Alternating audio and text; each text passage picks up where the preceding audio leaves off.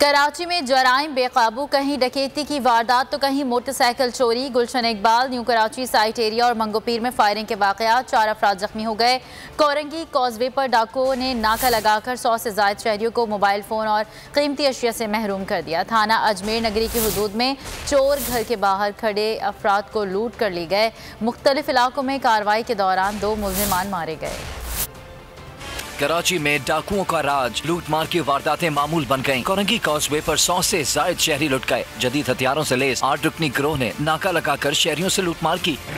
हम लोग जा रहे थे रोड के दूसरे, दोनों साइडें ब्लॉक थी और रोका गया है। 10 से 12 लोग थे जो दोनों साइडों को प्रॉपर ब्लॉक करके लूट रहे थे। नॉर्थ कराची सर सैयद थाने की हदूद में मोटरसाइकिल चोरी की वारदात। सीसीटीवी फुटेज में वारदात में 2 मर्द और एक खातून को वाज़ेह तौर पर देखा जा सकता है। नॉर्थ कराची अजमेर नगरी में मोटरसाइकिल सवार डकैतों की वारदात। घर के बाहर खड़े 2 शहरियों को असले के जोर पर लूट लिया। मोबाइल फोन, नकदी समेत कीमती अशिया से महरूम कर दिया।